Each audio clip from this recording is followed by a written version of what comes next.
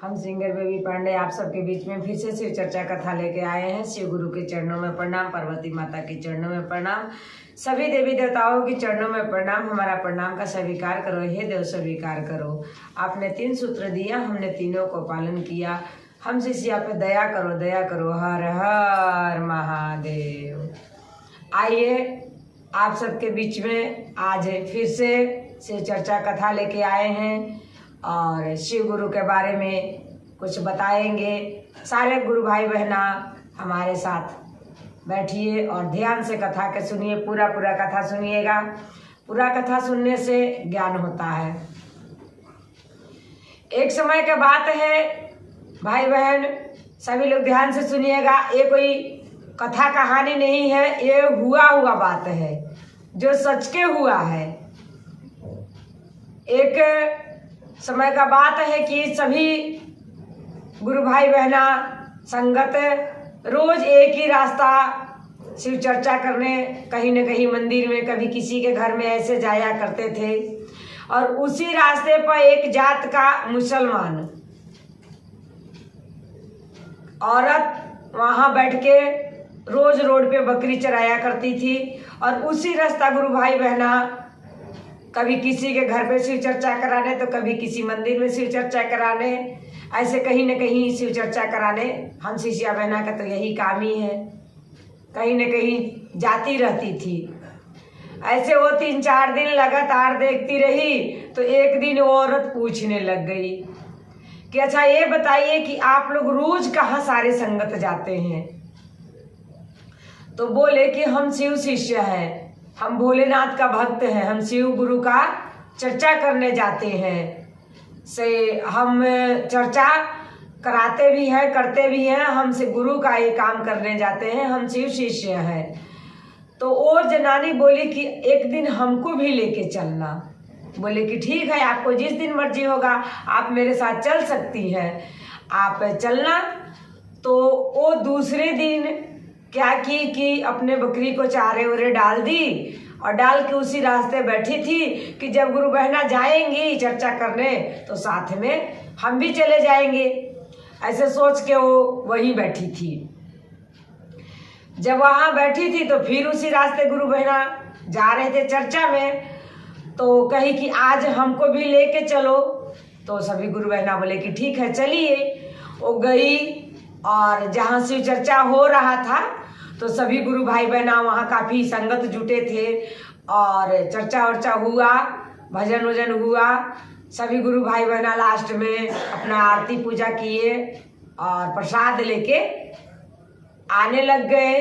तो वो भी साथ में अपना बैठ के सुनी, कथा सुनी, भजन सुनी और प्रसाद लेके साथ में आने लग गई। तो कहने लगी कि आप लोग जो शिव चर्चा कराए मुझे बहुत अच्छा लगा। हम भी चाहते हैं कि शिव गुरु का चर्चा अपने घर पे कराए और ये सारे संगत अपने घर पे बुलाए। तो देखिए गुरु भाई बहना, हमारे गुरु ने जाति भेदभाव नहीं बांटे हैं, भगवान ने कभी जाति भेदभाव नहीं बांटे हैं। हम खुद से जाति भेदभाव करते हैं। तो सारे संगत बोले कि ठीक है, आप जिस दिन कहो आपके घर करा देंगे शिव चर्चा। तो उसने पूछी कि मतलब क्या क्या लाना पड़ेगा।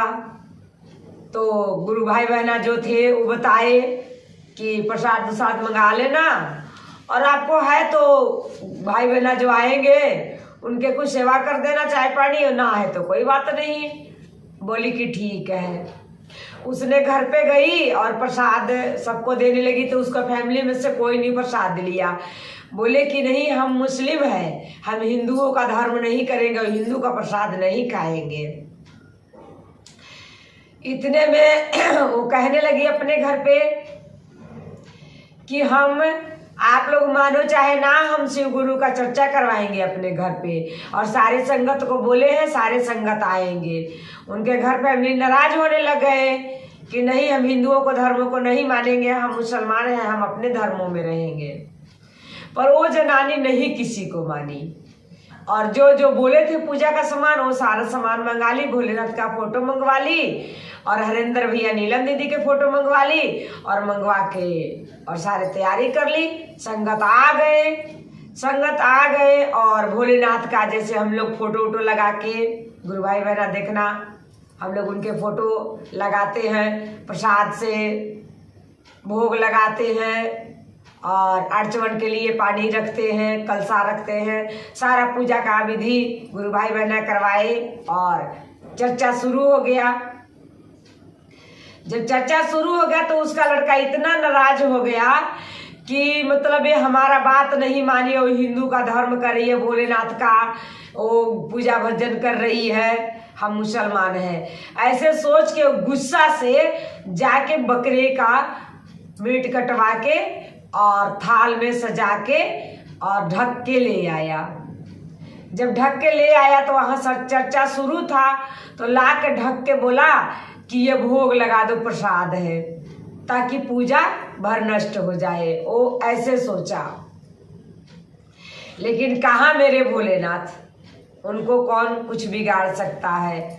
जो देवों का देव महादेव है, जो तीनों लोक का चलाने वाले त्रिलोकीनाथ है, उनको कोई कहाँ बिगाड़ सकता है। उसने लाया थाल में ढक के, तो उसकी मम्मी बोली कि इसमें क्या है। उसने बोला कि ये भोग प्रसाद है, लगा दो आगे, इसको भी रख दो। तो जैसे प्रसाद थाल में ढक के रखा हुआ था, वो भी थाल में ढक के वहीं प्रसाद रखा गया। जब रखा गया प्रसाद तो चर्चा पूजा खत्म हो गया। तो जैसे हम चर्चा पूजा खत्म कर लेते हैं तो जो भोग वहाँ थाल में ढक के लगाते हैं, वो भोग को उठा के हम प्रसाद सभी गुरु भाई बहना लेते हैं। तो जब सारा चर्चा पूजा खत्म हो गया तो सारे थाल में जो भोग रखा था सब देखने लगे गुरु भाई बहना कि प्रसाद निकालो, सबका प्रसाद दिया जाएगा। तो वो जो थाल रखा था वो भी थाल निकाले, उठाए। जब वो थाल उठाए तो देख रहे हैं कि सुंदर सा प्रसाद, उसमें भी लड्डू वड्डू जैसे लगाते हैं वही प्रसाद वो भी बन गया। जब वो प्रसाद बन गया तो वो लड़का हैरान रह गया कि कहा कि मैं तो ये पूजा भर नष्ट करने के लिए उसमें मीट ला के रख दिया था, फिर ये प्रसाद कैसे बन गया। जब वो प्रसाद देखा वो हैरान होकर कहा कि हे भोलेनाथ, मैं आपको चरणों में कोटि कोटि प्रणाम करते हैं और जो गलती मैं किए उसके लिए मैं क्षमा चाहते हैं, और आज से हम सब आपके भक्त हो जाएंगे। आज से हम शिव गुरु का शिष्य मानेंगे और हम सब भाई बहना और माँ पिता सब मिलके आपको गुणगान करेंगे और चर्चा भजन पूजन करेंगे, और इस गलती को मुझे क्षमा कर दो।